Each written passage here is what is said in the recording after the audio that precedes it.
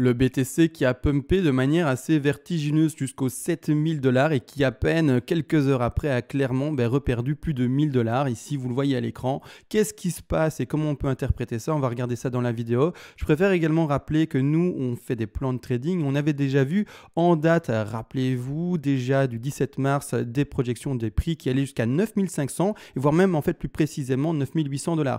Donc on était déjà seulement au moment des 5419 $ au moment de l'enregistrement de vidéo sur une projection du prix qui monte. Et d'ailleurs actuellement, où est-ce qu'on a été sur le graphique ici? Oui, encore aucune bougie. On est pour le moment, on a été en tout cas pour le moment rechercher le plus haut aux alentours des 7000 $. Donc quand on regarde ici à droite, les 7000 $, ils sont là près de les 50% de Fibonacci.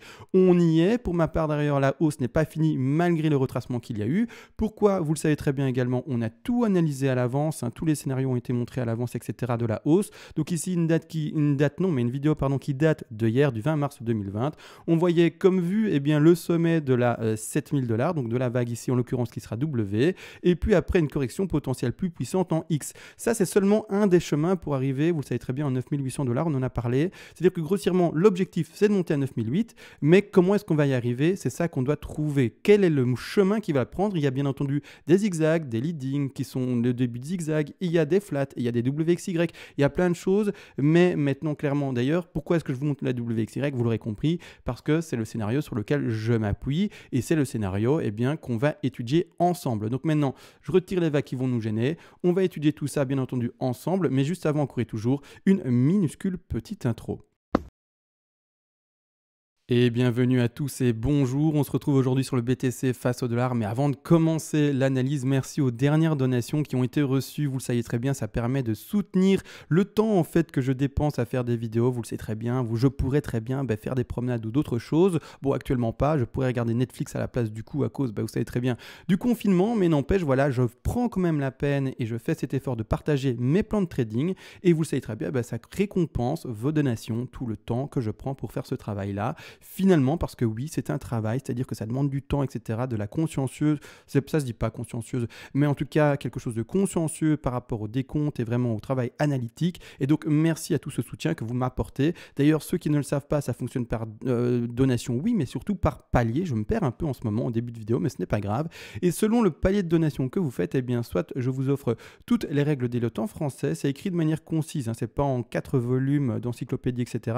Ainsi, je ne vous vends pas que du papier, mais surtout la connaissance qui est écrite dedans est synthétisée. Et en plus de ça également, vous le savez très bien, vous pouvez me demander au dernier palier une analyse à la demande sur n'importe quel actif spéculatif, qu'il soit d'ailleurs crypto-monnaie ou pas, et je le ferai le plus rapidement possible en vidéo. Bon voilà, début un peu laborieux, je me suis un peu perdu dans mes idées, mais j'espère que ça ira mieux pour l'analyse et bien entendu l'étude ici des vagues qu'on en fait. Premièrement, on va regarder tout ça. Premièrement, vous l'avez compris, je l'ai dit en début de vidéo, l'objectif c'est de monter jusqu'à 9008, d'accord? Pourquoi? Je rappelle vite fait également pourquoi est-ce que c'est cet objectif-là, parce qu'en fait, j'ai introduit le BTC dans un crash qui malheureusement, même si je dis que j'aimerais bien monter jusqu'à 9008, en tout cas dans mon plan de trading, en fait, j'ai introduit le BTC dans un crash plus grand, d'accord? Et ce crash plus grand, pour moi, alors je ne vais pas montrer tout le crash, tout le décompte, mais grossièrement pour moi, on se retrouve dans un crash plus grand qui ira revoir normalement de nouveau les 3500, voire même un double bottom pour après enfin repartir, on ose espérer, à la hausse, mais malgré tout, le crash est plus grand. Et je vois cette dernière figure, alors là, pour ceux qui sont un peu plus avancés, de X en blanche vers la Z en blanche, en ABC, en flat. Alors tout un décompte pour appuyer ça, etc., bien entendu. Mais on ne va pas aller trop loin dans les détails par rapport à ça, parce qu'on en a déjà parlé de façon dans toutes les vidéos quotidiennes sur le BTC. Alors du coup, je vais retirer maintenant cette figure-là, tout simplement. Hop, je la retire. On n'en parle pas aujourd'hui de la macro. On va parler de quelque chose avec avec un degré un peu plus petit, et c'est-à-dire qu'on va parler de la WXY. Alors, on est en horaire, donc là-dessus, il n'y a pas de problème. Également, je vais parler aujourd'hui d'une divergence cachée haussière. On va en parler d'ici quelques secondes également, avec un petit document pour le montrer de manière très simple, bien entendu. Mais ici, premièrement, on est parti là-dedans. Alors, pourquoi est-ce que je privilégie une WXY, c'est-à-dire qu'on cherche le chemin pour monter, vous l'avez compris. Je vais invalider pour ma part une zigzag. Une ABC en flat n'est pas invalidé, mais pour se valider devrait sous-entendre que je viens, ou en tout cas que ce que je viens de vous montrer et ce que je vais vous montrer maintenant à l'écran est faux par rapport au sous-sous des comptes. Donc c'est-à-dire par rapport à des toutes petites vagues, je m'appuie sur ces toutes petites vagues pour indiquer que maintenant, eh bien, on est dans une WXY. Maintenant, si jamais vous voyez que ça break à la baisse et qu'on va en dessous du prix ici des 5 665 $, c'est que vous le savez, je me suis trompé dans mon décompte. Ça n'invalide pas la hausse, hein, attention, hein, je parle vraiment des tout petits décomptes, vraiment des petits détails finalement, mais ça n'indique pas et ça n'invalide pas la hausse, bien entendu. C'est juste dire que je suis humain et que j'ai mal compté et sous-décompté une vague et que bah voilà, c'est ça qui m'aura introduit pour ma part en erreur. N'empêche. Ici, pas de problème, la W commence en A, en B, en C. Encore une fois, comment est-ce qu'on avait vu ce sommet-là et comment est-ce que hier déjà on avait indiqué le sommet de W ici qu'on voyait eh bien, la correction plus puissante potentielle pour le bas d'une X et pas à ce moment-là se dire bah, ça va pumper d'office, etc. Et au contraire dessine des choses qui sont plutôt baissières. Et bien tout simplement on était chercher les 161,8% Fibonacci. Là-dessus, bah, rien de complexe, hein, vous savez très bien. C'est un objectif hein, en A, en B et puis en C. C'est également un objectif des sommets de 3, mais qui pour ma part n'est plus du coup un sommet de 3, vous l'aurez compris. Alors ici, sommet ici de... on dépasse même un peu légèrement hein, les 161,8. On a été chercher de ce qu'on m'a dit dans les commentaires les 175, qui sont également une target indiquée dans les PDF. Il est vrai, mais pour ma part, je travaille vraiment avec les chiffres, comment dire, les chiffres d'or et choses comme ça, les suites de Fibonacci, etc. Et c'est pour ça que je m'arrête vraiment sur des chiffres assez précis. La plupart du temps, ça fonctionne et ça joue. Et parfois, comme vous voyez, ça dépasse légèrement. Mais ce n'est pas grave, c'est pas pour autant que ça invalide le sommet, vous voyez bien ici, eh bien, d'une A, B vers sa C. Donc ici, clairement, on a un début de W qui est tout à fait bon. Pourquoi est-ce que maintenant, du coup, vous allez me dire, mais tu ne continuerais pas, par exemple, c'est-à-dire par exemple tout simplement en leading diagonale pour un début de A. Alors là je sais que les néophytes c'est perdu parce qu'il n'y a déjà pas la leading diagonale d'indiquer à l'écran, il n'y a même pas le début de A. Là je parle vraiment aux gens qui s'y connaissent bien et qui peuvent du coup se propulser dans ce que j'explique. Donc ici pourquoi c'est une W et pourquoi est-ce que ce ne serait pas le début en 1, en 2, en 3, en 4 et puis aller chercher une 5 pour un début de A et donc du coup une A si j'arrive à le prendre qui se terminerait là-bas et non pas une W. Il faut le comprendre. Mais là comme voilà je parle aux personnes un peu plus avancées, qui savent se projeter et comprendre les plans directement de manière auditive sans devoir le voir, voilà. Mais n'empêche, par dessiner, etc., ça prendrait du temps et ça servirait entre guillemets à rien. Voilà. Bon, grossièrement, on continue, n'empêche le travail. Pourquoi? Parce que moi, ce que je compte et ce que je vois à l'écran, si c'est une c'est pas une W, premièrement, c'est une A, une B, une C, une D et une E que vous voyez ici en bleu. D'accord? Le sous-petit décompte. Dans une leading diagonale, vous le savez, il ne faut premièrement compter que des corrections qui se font en A, B, C, zigzag. Donc, c'est-à-dire que dès que vous allez compter, je sais pas, un triangle comme ici à l'écran, dès que vous allez compter, ou en tout cas voir une ABC en flat ou autre chose, ou une WXY ou quoi que ce soit, ce n'est plus, ou en tout cas vous ne pouvez plus le mettre dans le plan tout simplement d'une leading diagonale. Donc pour moi, leading diagonale, non. Et également, pourquoi est-ce que je n'introduis plus ça dans une impulsive également potentielle? Parce que oui, hein, une 4 peut bien voir également une impulsive, peut bien entendu contenir ça. C'est également le fait que la correction soit extrêmement puissante. Les statistiques n'indiquent pas, bien entendu, de privilégier une correction aussi forte qui va chercher ici, en l'occurrence, combien, qui va chercher plus de 61,8% de Fibonacci. Pour montrer ça dans les statistiques, bien entendu, on travaille avec les stats, on ne travaille pas avec des choses approximatives, encore une fois et toujours. Donc quand on va vraiment dans les stats, les stats ici qui sont de vague 3, non, les stats de vague 4. C'est-à-dire qu'ici, pour dépasser et atterrir dans la zone des 50 au 61,8% de Fibonacci, même plus, hein, on a même plus en fait, on a dépassé ou pas? On a dépassé. Donc on va aller dans des statistiques encore plus rares. Et ici, on est dans des statistiques cas rare, je l'ai même écrit, 2 petits points, vague 4, plus de 61,8, alors j'ai arrondi à 62, peu importe, plus de 62% de retracement, de correction finalement de la vague 3, à une probabilité de seulement de 10%. Donc 10% des cas pour valider ce bas-ci comme le début d'une impulsive et le bas d'une 4. Est-ce qu'on doit statistiquement privilégier ça ou autre chose? Je vous le dis, autre chose. On ne joue pas avec les statistiques faibles pour avoir plus de chances de gagner et avoir un compte juste. On part encore une fois et toujours dans les statistiques les plus probables. Donc ici, partir sur un 4-10%, non, d'accord? On le met de côté et en tout cas, c'est pas ce qu'on va privilégier. Donc voilà, là j'ai expliqué tout ce que je tout ce que je pouvais pour ceci. Une flat... une flat, début de triangle, je le vois mal. Également, j'ai un sous-décompte ici. Je suis désolé pour les néophytes, très, j'ai bien conscience, très, comment dire, technique. mais je dois le faire, c'est obligatoire, sinon ça ne va pas non plus. Et voilà, on n'aurait rien à dire, on ferait du vent, mais on ne fait pas du vent ici, on parle réellement de choses compliquées, il est vrai, mais avec un peu d'études, c'est accessible, bien entendu. Mais ici, la première chose, c'est on commence en WXY. Pour moi, on commence en WXY. Je vous le dis, si jamais ça écrase ici les 5600 et quelques dollars, et qu'en fait, le BTC, il faisait ça, et qu'il écrasait tout au lieu de faire ça, et donc monter, humainement, me suis trompé dans mon décompte, et il faudra voir où je me suis trompé, etc. Mais comme moi, je lis une WXY avec les sous-décomptes en quart d'heure, on va pas partir en quart d'heure, sinon ça va faire une vidéo de 4 heures, et j'en ai pas envie, comme vous, à mon avis, vous n'avez pas non plus envie de ça. Mais grossièrement, comme je commence en WXY, même si ici, c'était pas un triangle, ça s'écrasait, moi, comme j'ai une WXY ici, ça ne m'encourage pas à continuer à la baisse. Parce qu'une WXY ne peut pas commencer, par exemple, une triple correction, ne peut pas non plus commencer, par exemple, une zigzag. Donc voilà, c'est ça qui m'indique une difficulté à croire, en tout cas, en ça. Après, il y a d'autres figures potentielles, bien entendu, comme une ABC en flat, mais ce n'est pas non plus ce qu'il faut privilégier pour la baisse. Hein, d'accord, c'est-à-dire qu'il devrait y avoir un rebond assez puissant, et puis après, de nouveau cracher de nouveau à la baisse. Si vraiment ça devait se faire, on va bien entendu le voir. Mais voilà, pourquoi est-ce que je n'envisage pas non plus, ou en tout cas pourquoi est-ce que maintenant je pars plutôt sur une WXY et non pas une flat comme indiqué. Donc là maintenant, pour moi, on part en triangle. Triangle, tout ce qu'il y a de plus classique. D'ailleurs, ça a été vu dans le PDF. J'ai bougé la page vite fait. Je ne sais pas si je dois montrer le PDF à chaque fois. Il ne me semble pas, mais voilà. Bon, attendez. Les triangles, ils sont où? Les triangles sont là. Non, ça c'est l'ending. Ah, les triangles sont ici. Donc grossièrement, ben voilà, on est dans des triangles, tout ce qui est de plus normal, un triangle de contraction, voilà, etc. Il y a différents triangles, peu importe.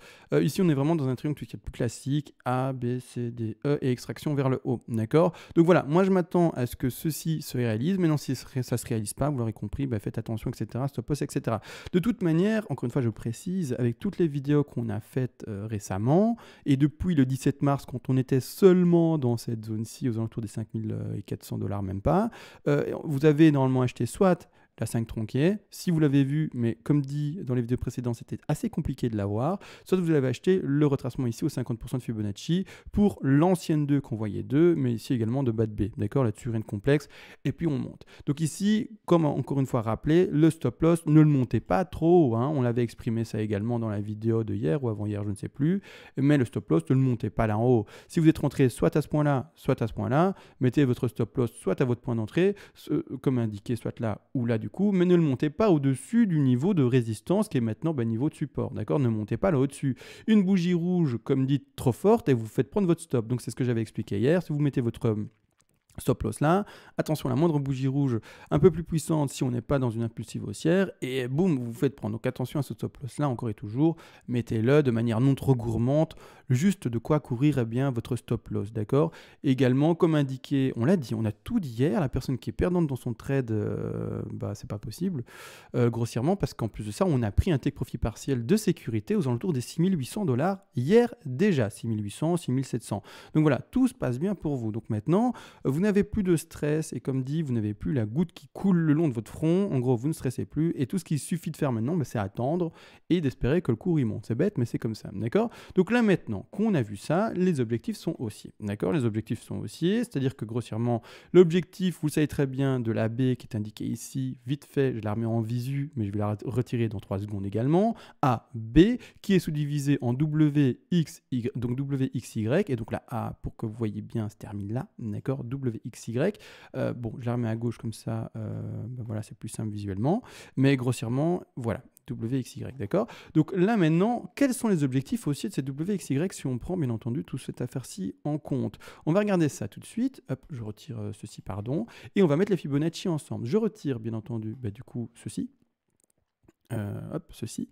Et rappelez-vous, l'objectif c'est de monter à 9008, d'accord? Donc je mets ça comme ça, je vais passer en 4 heures, comme ça j'ai plus de facilité pour déposer mon Fibonacci et qu'on voit mieux les choses à l'écran. Hop, ainsi, je prends mon petit Fibo, bien entendu, hop, c'est parti, je vais à la racine, je vais au sommet de ma W, je vais à la profondeur de figure dans ce cas-ci pour voir où est-ce qu'on peut aller et on va voir l'extension qu'on va chercher qui sont les 9794 $. Donc ici, clairement, petite extension sur Y qu'on attendra à 9008. Bon, voire même légèrement plus pour les retrouver à ce sommet de B ici, qui se retrouve ici à 90% de Fibonacci, et on est bon. C'est-à-dire que pour le moment, le retracement qui a été cherché les 5700$, ou un peu moins ou plus, attendez plus précisément combien, 5650$, pardon, est convenable, et on espère que c'est le bottom pour vraiment retrouver une projection haussière vraiment très propre, d'accord, vraiment très propre, et que c'est parti. Maintenant, si ça écrase, on refera une analyse et on verra, etc. Comment est-ce qu'on doit décompter ça, bien entendu. Hein. N'oubliez pas de boule de cristal, pas de lecture d'avenir.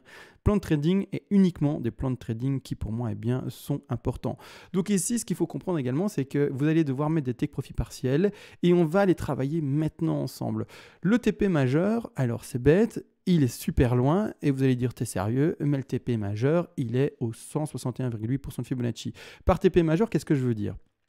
Donc c'est une zone de vente, hein. Ce n'est pas une zone d'achat. On a acheté en bas, c'est-à-dire qu'on a acheté quand je faisais mes vidéos en date du 17 mars, et où en tout cas vous avez dû commencer à vous dire ok, je vais attendre des retracements, etc. pour passer à l'achat, mais on est passé à l'achat, pas maintenant, et on va en tout cas surtout pas passer à l'achat quand on sera à 9008. Quand tout le monde va commencer à acheter à 9008 sur le top, et encore une fois vont se faire prendre parce qu'ils vont acheter le top, c'est-à-dire le sommet du cours, et après gros crash, et tout le monde sera là, bah mince, j'ai acheté le top comme toujours.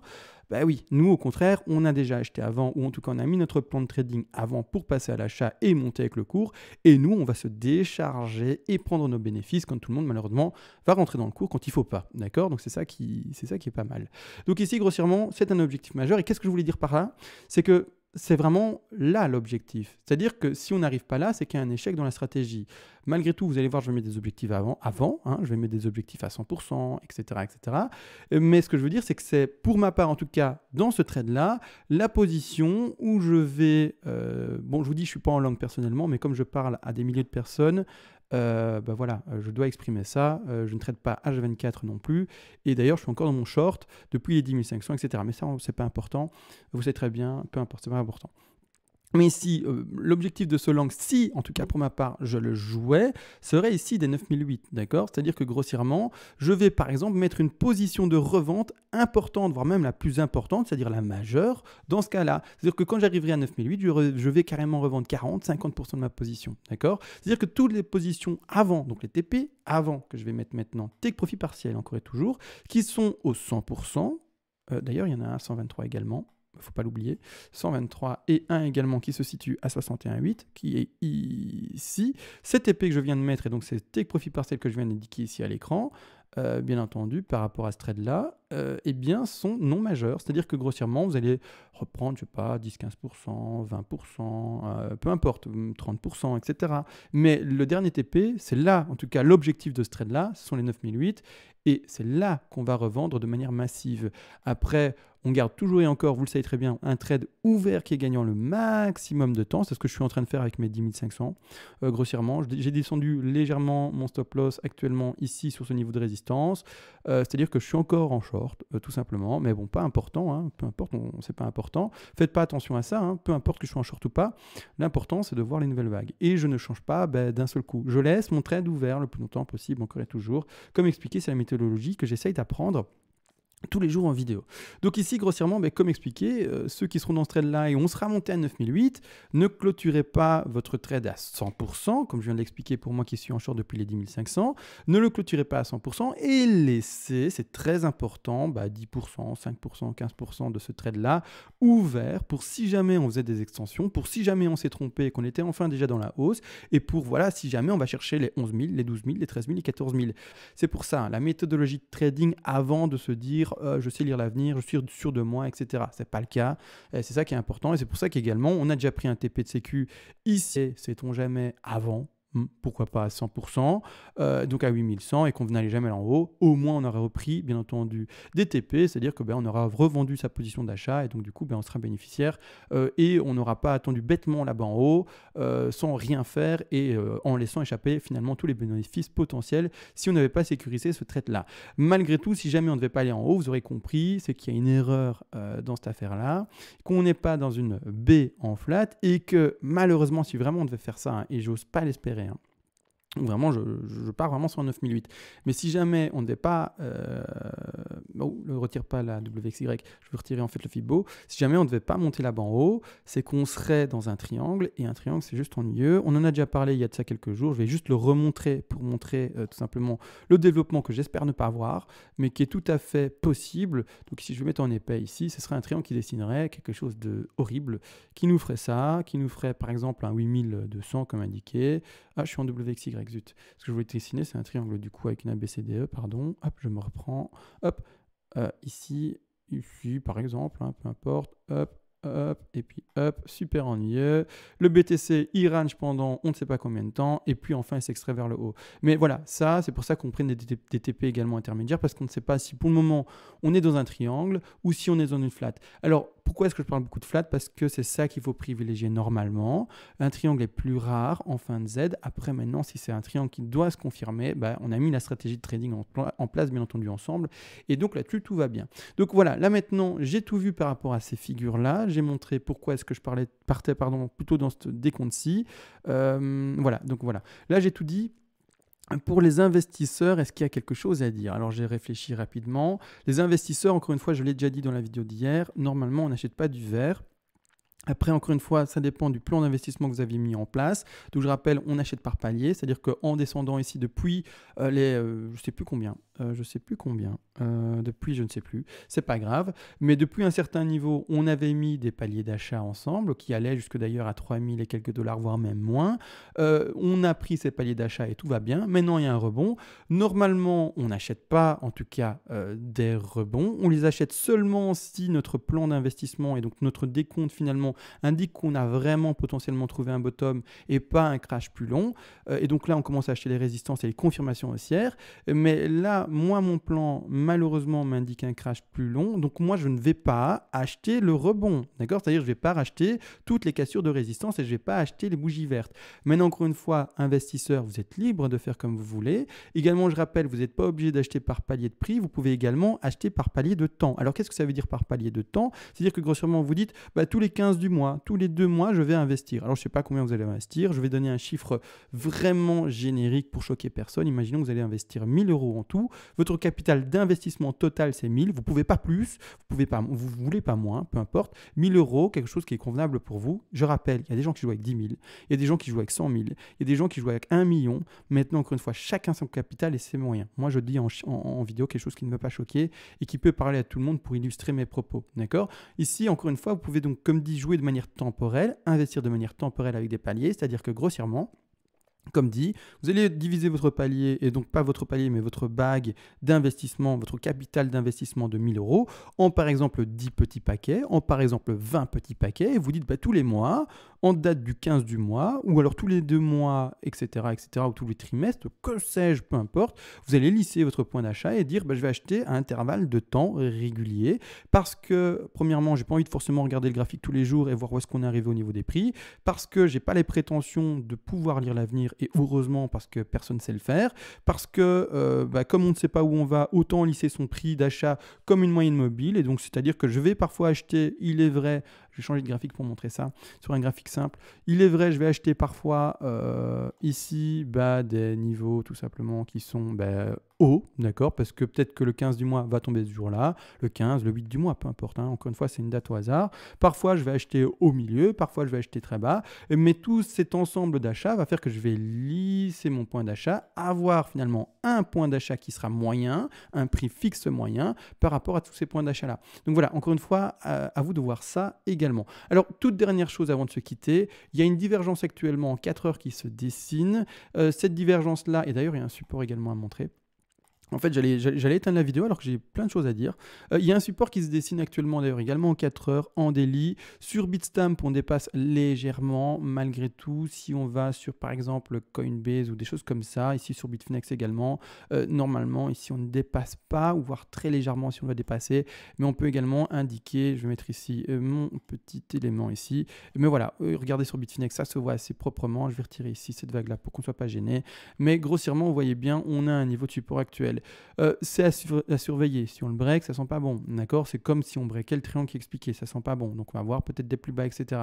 Mais voilà, on a un niveau de support oblique qui est pour le moment indiqué et qui tient. Maintenant, à voir s'il tient oui ou non plutôt dans le temps. Mais par contre également, ce que je voulais indiquer surtout, c'est également, je vais quand même un peu nettoyer ce graphique-ci.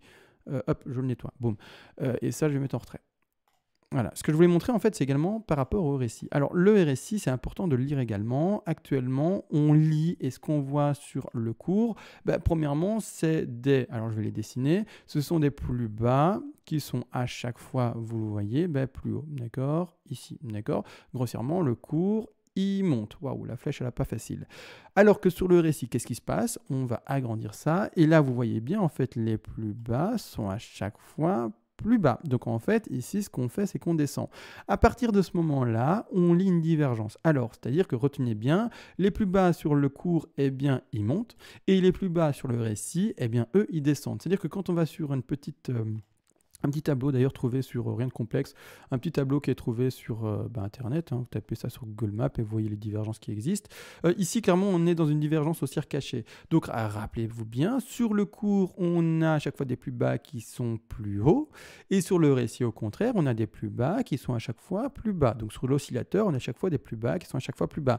C'est une divergence haussière cachée. Je rappelle, les divergences cachées, donc qu'elles soient baissières ou haussières, peu importe, sont bien entendu à prendre en compte, c'est-à-dire à prendre au-dessus ou une importance plus importante que les divergences simples, donc divergence haussière ou divergence baissière. C'est-à-dire que si jamais vous vous retrouvez face à un cas de figure où vous lisez à la fois, par exemple, une divergence simple baissière et une divergence haussière cachée, il faudra prendre en compte, favoriser en tout cas la divergence haussière cachée. C'est ce qu'on lit sur le graphique, je viens de le faire ici. On a bel et bien des plus bas qui sont à chaque fois plus hauts et à chaque fois ici des plus bas qui sur le cours sont comme vous voyez également plus bas. Donc là je vais retirer vite fait les petits dessins, comme ça on voit bien tout, hop hop hop, voilà, on a les plus bas qui montent ici sur le cours et on a bel et bien les plus bas sur le RSI qui eux descendent en 4 heures, d'accord? Donc ici en plus de ça la time frame est plutôt grande, plus la time frame est grande et plus c'est une time frame de confiance, d'accord? Ça il faut le comprendre également. Quand vous ne savez pas quel time frame travailler, n'hésitez pas à aller sur la time frame plus haute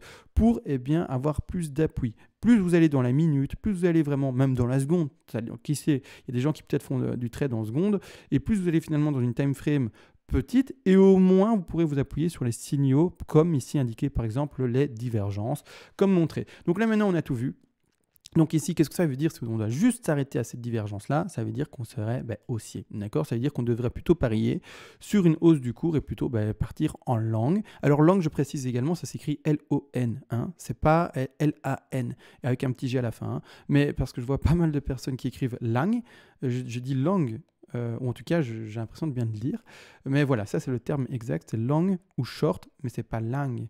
D'accord? Donc voilà, peu importe, maintenant on a assez dit de choses, on a même parlé de vocabulaire, voilà. Sur ce, on a vraiment assez dit de choses, il y a des supports, etc.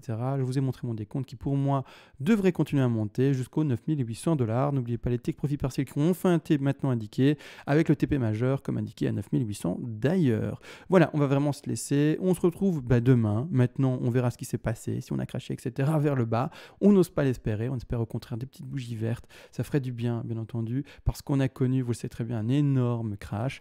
Et voilà, un peu de vert actuellement, ferait quand même plaisir. Sur ce, on cesse réellement et on se retrouve, comme dit, à plus tard. Ciao.